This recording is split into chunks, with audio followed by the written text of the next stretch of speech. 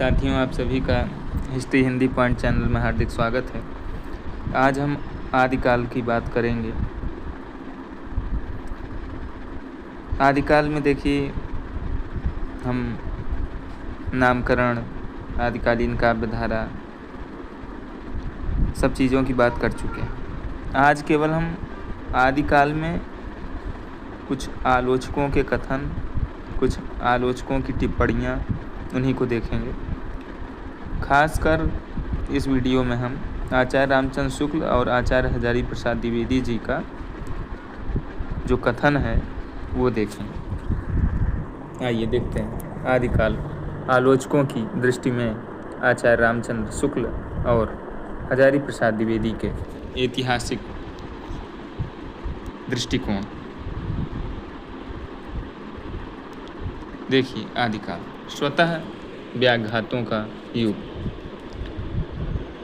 साथियों, हजारी प्रसाद द्विवेदी जी का एक कथन है, शायद ही भारतवर्ष के साहित्य के इतिहास में आदिकाल के समान इतने विरोधों, स्वतः व्याघातों का युग कभी आया होगा। ऐसा हजारी प्रसाद द्विवेदी जी का यह कथन।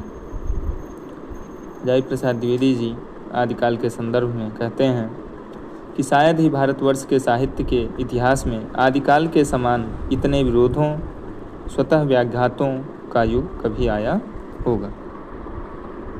आगे बढ़ते हैं।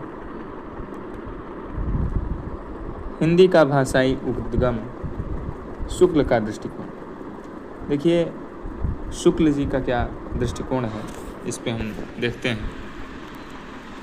शुक्ल जी का कथन है।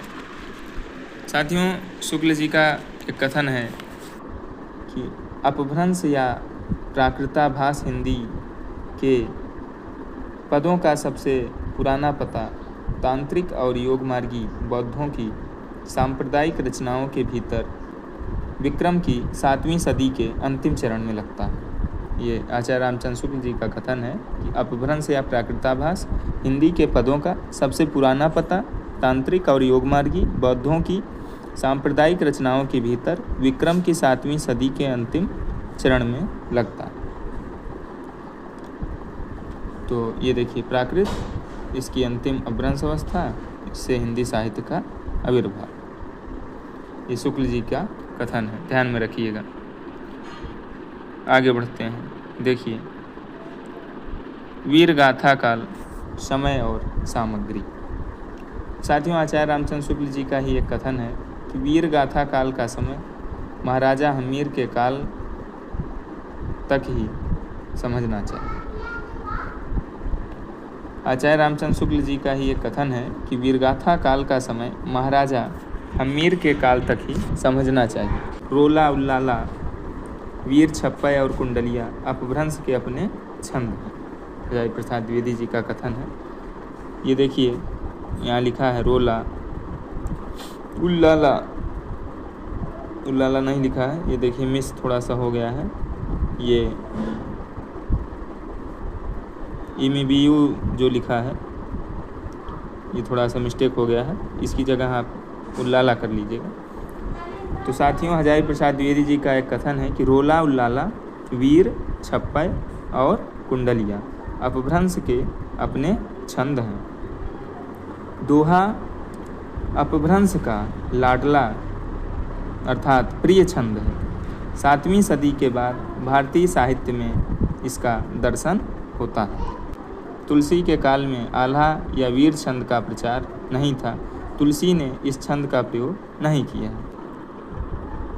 यह भी हजारी प्रसाद द्विवेदी जी का ही कथन है। कहने का मतलब, ये जो आपके सामने मैप है, इसमें 3 हजारी प्रसाद द्विवेदी जी के कथन हैं। पहला कथन ध्यान रखिएगा। पहला कथन ये है कि रोला उल्लाला, वीर छप्पय और कुंडलिया अपभ्रंश के अपने छंद हैं।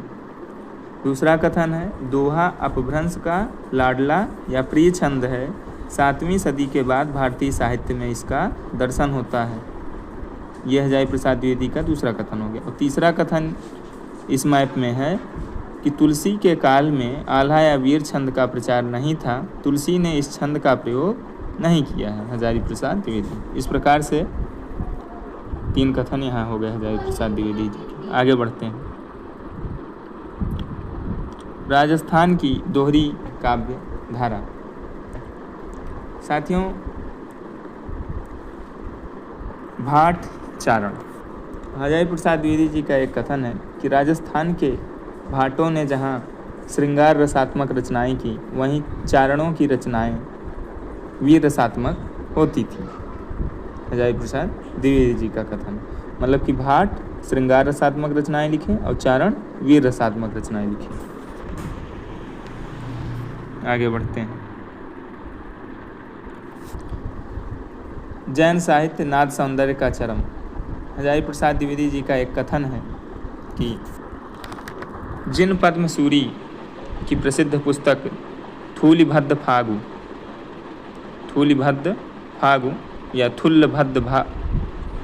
या थुल्लभद्द फागु नाद सौंदर्य की दृष्टि से अद्भुत ग्रंथ है।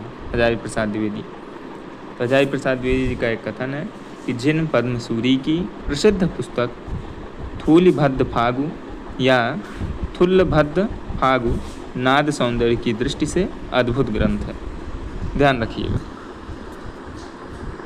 आगे बढ़ते हैं। इतिहास का व्यवस्थित ढांचा।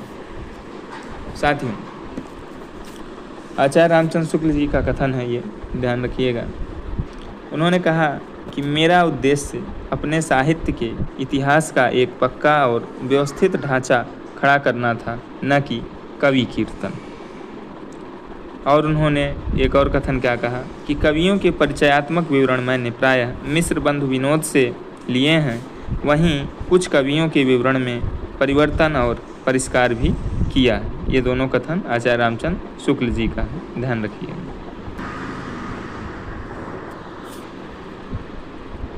साथियों, साहित्य की कोट शुक्ल का निष्कासन सिद्धांत।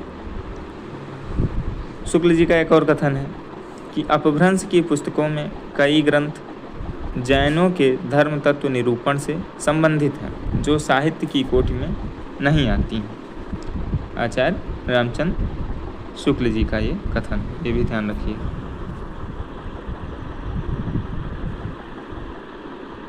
इस मैप के माध्यम से आप समझ भी रहे हैं कि अपभ्रंश की पुस्तकों में कई ग्रंथ कैसे हैं, जैन के धर्म तत्व निरूपण से संबंधित ग्रंथ हैं, जो साहित्य की कोटि में नहीं आते।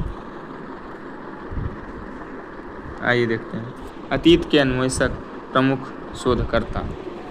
साथियों, जर्मन पंडित पिशेल की बात अगर हम करें तो 1877 ईस्वी में जर्मनी के हाल नगर से सुप्रसिद्ध भाषा शास्त्री जर्मन पंडित पिशेल ने हेमचंद्र के व्याकरण का सुसंपादित संस्करण प्रकाशित करवाया। अपभ्रंश भाषा के व्याकरण का यह प्रसिद्ध ग्रंथ था।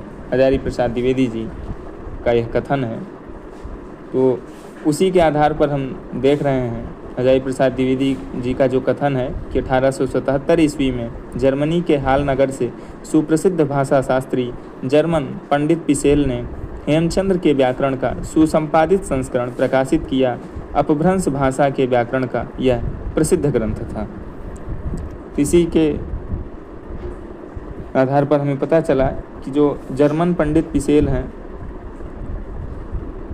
1877 में हालनगर हेमचंद के व्याकरण का सुसंपादित संस्करण, जो कि अपभ्रंश भाषा का व्याकरण है, उसको प्रकाशित करवाया था। और देखते हैं हम डॉक्टर एल.पी. टेसीटरी। साथियों, हजारी प्रसाद द्विवेदी जी का कथन है कि राजस्थान में चारण काल के ग्रंथों की खोज डॉक्टर एल.पी. टेसीटरी द्वारा की गई। तो हमें ध्यान रखना है कि डॉक्टर एल.पी. टेसीटरी किस चीज़ की खोज की? राजस्थान में चारण काल के ग्रंथों की खोज की, ध्यान रखिएगा। अब बात करते हैं हरमन याकोबी की। साथियों, हरमन याकोबी ये भी जर्मनी के विद्वान हैं, जर्मन विद्वान हैं।